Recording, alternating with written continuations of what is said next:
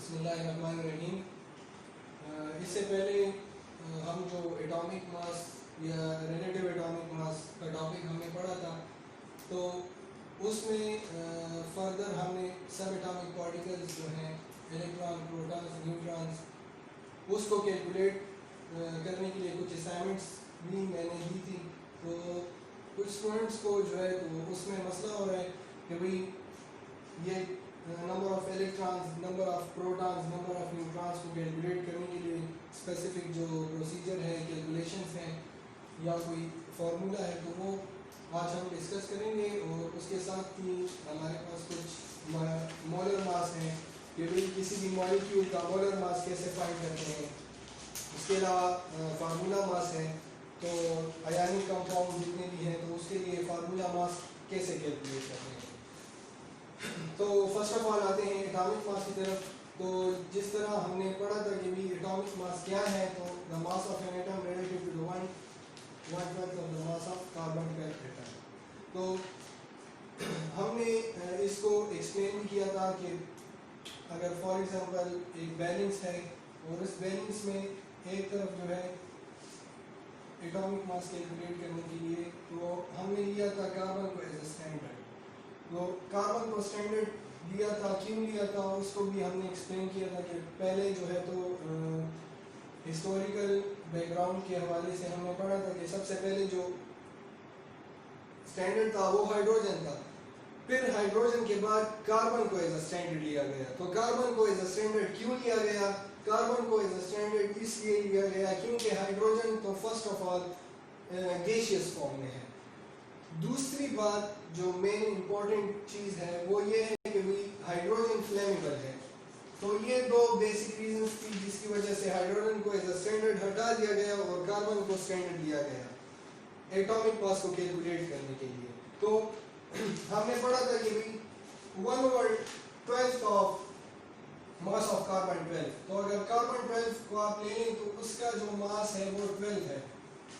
तो for example इसको हम कैलकुलेट डिवाइड करते हैं 12 पार्ट्स में।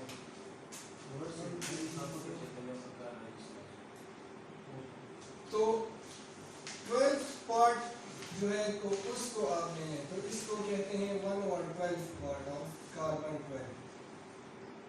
तो इसके बेस पे एक्चुअली हम एटॉमिक मास को कैलकुलेट करते हैं।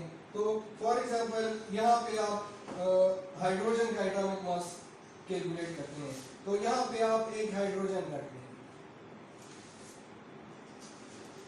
अब दूसरी तरफ इसको बैलेंस करने के लिए कार्बन 1/12 ऑफ कार्बन, तो एक कार्बन को अगर आप रखते हैं 1/12 पार्ट, तो ये अगर इसको बैलेंस कर रहा है तो इसका मतलब है कि हाइड्रोजन का मास जो है तो वो 1 AMU है।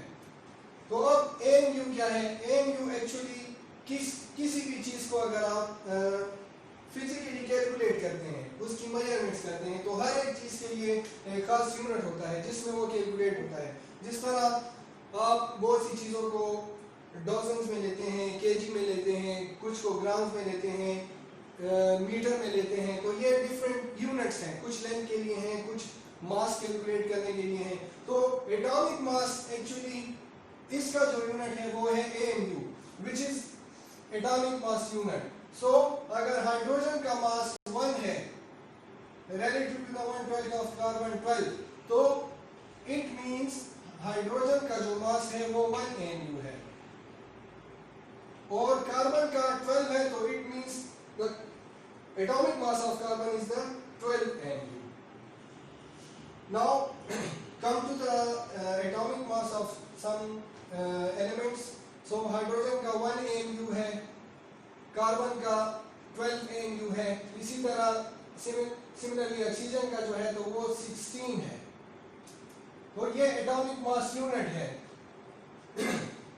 अब हमने असाइनमेंट में जो दिया हुआ था कुछ कि भाई इलेक्ट्रॉन्स को कैसे फाइंड करते हैं, एक एटम में प्रोटॉन्स को कैसे फाइंड करते हैं, इलेक्ट्रॉन्स, प्रोटॉन्स, न्यूट्रॉन्स, इन सब की कैलकुलेशन कैसे होती है। तो इसको थोड़ा सा एक्सप्लेन करते हैं।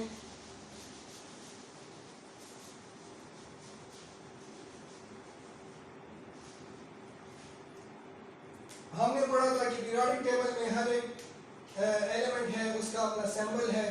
तो आते हैं उसकी तरफ। फॉर एग्जांपल हमारे पास एक एलिमेंट है, जनरली हम लेते हैं x।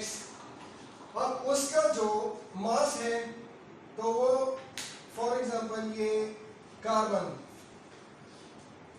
ये एक एलिमेंट है तो इसका जो मास है वो 12 है और जो एटॉमिक नंबर है वो 6 है।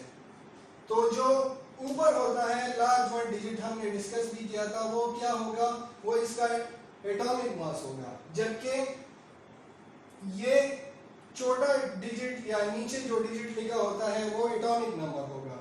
तो एटॉमिक नंबर को हमने फिर डिफाइन किया था कि एटॉमिक नंबर क्या है। Atomic number is actually the number of protons in the nucleus of an atom, या उसमें नंबर ऑफ इलेक्ट्रॉन्स कितने हैं, तो ये एटॉमिक नंबर है। जबकि प्रोटॉन और न्यूट्रॉन को जब हम सम अप करते हैं और उससे जो वैल्यू आती है तो वो मास नंबर कहलाता है। तो अब number of neutrons, number of electrons, number of protons को हम यहाँ पे कैसे करेंगे, तो एटॉमिक नंबर 6 है तो इसका मतलब है नंबर ऑफ प्रोटॉन्स है 6। अब एटॉमिक नंबर को रिप्रेजेंट किया जाता है किससे, Z से, जबकि मास नंबर को A से रिप्रेजेंट करते हैं। सो आपके पास एक कॉमन फार्मूला है नंबर ऑफ न्यूट्रॉन्स को फाइंड करने के लिए। नंबर ऑफ न्यूट्रॉन्स, तो नंबर ऑफ न्यूट्रॉन्स को कैसे फाइंड करेंगे, तो सिंपल फार्मूला है A minus Z। It means the mass number minus the atomic number. So here the mass number is 12 and the atomic number is what, 6. So 12 minus 6 equal to 6. So it means यहाँ पे जो हमने element लिया है तो उसका जो number of neutrons है वो 6 है, तो इट मींस ये इंडिकेट कर रहा है कि नंबर ऑफ न्यूट्रॉन्स 6, प्रोटॉन 6 है, तो नंबर ऑफ इलेक्ट्रॉन्स भी 6 होंगे। अब बात सिर्फ न्यूट्रॉन्स की है, कॉम्प्लिकेशन न्यूट्रॉन में है कि न्यूट्रॉन को कैसे फाइंड करें। So number of neutron is calculated by this common formula which is the A minus Z, means mass number minus the atomic number. So here the mass number is 12 and the atomic number is 6. So when we subtract 6 from the 12, so we obtain the 6. So this is the number of neutron.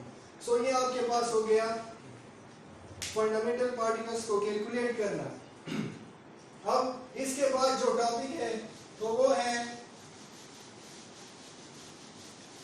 molecular mass. So what is molecular mass?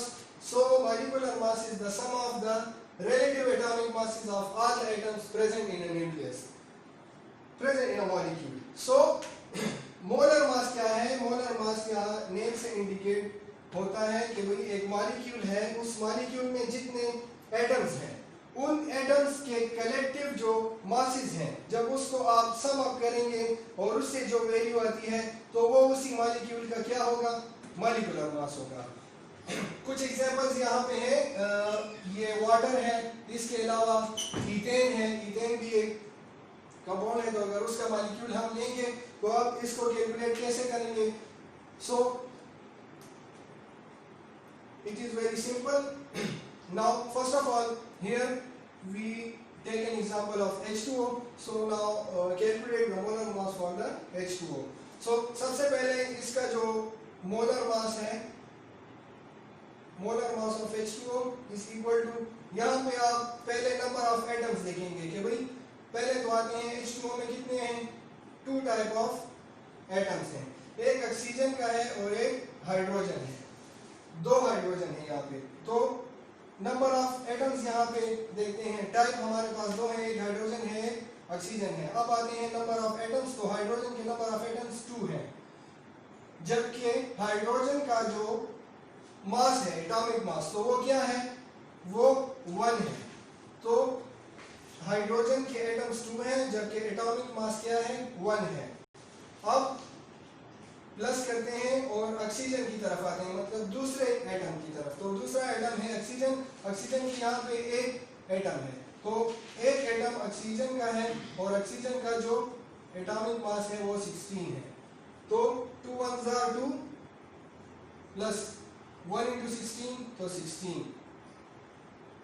अब 2 + 16 को करें तो ये आपके पास आएगा 18, और चूंकि molar mass है तो ये ग्राम्स में जो है तो एक्सप्रेस होगा, तो इसका यूनिट ग्राम्स आएगा। सही है।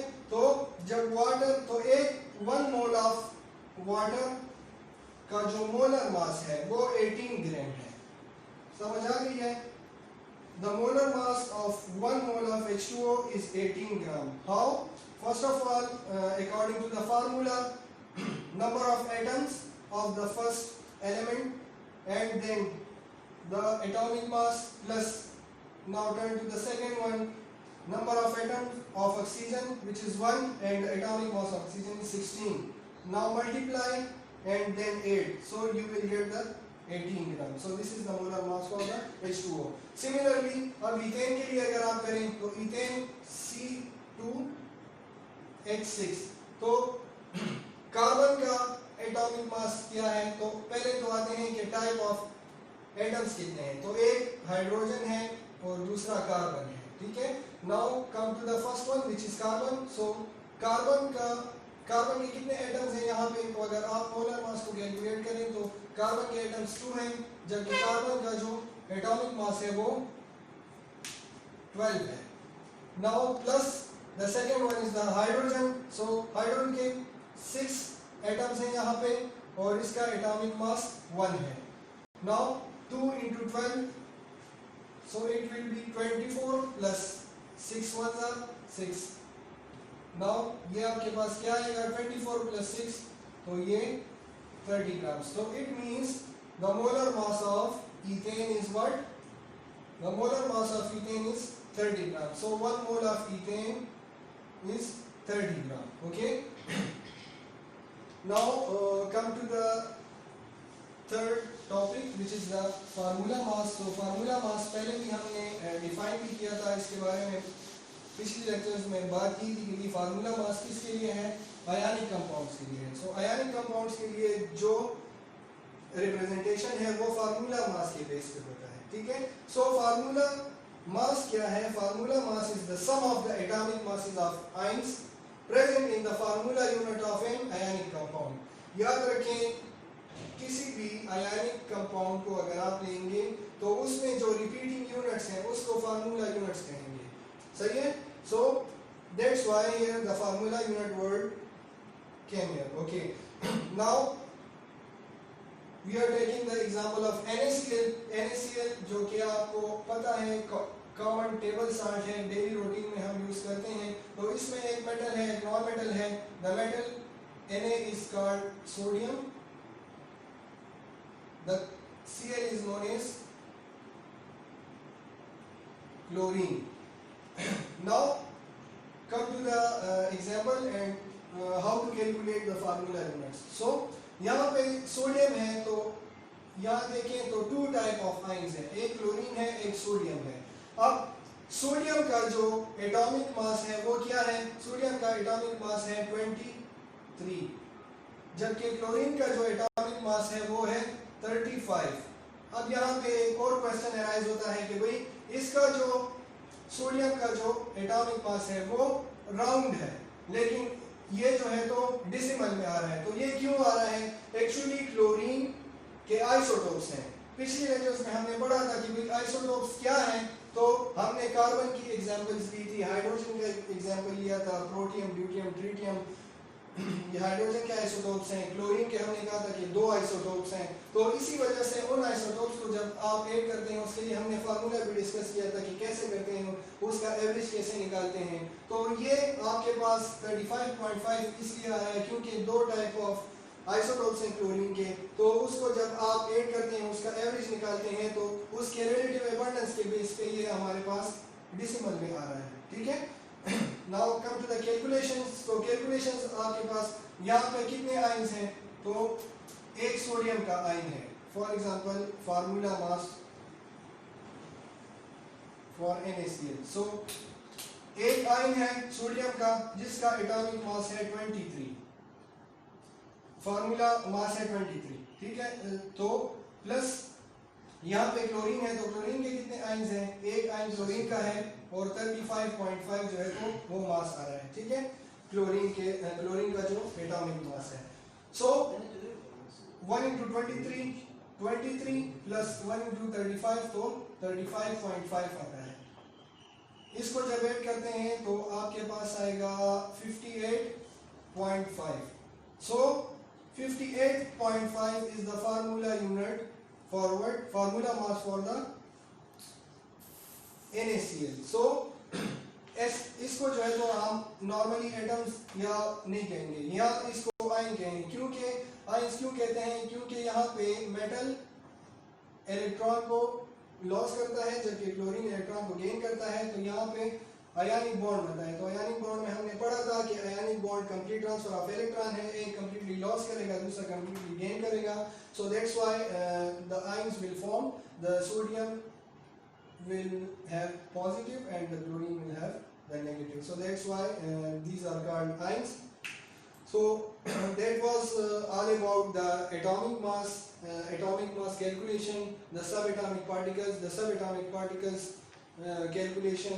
The second topic was the molecular mass or molar mass.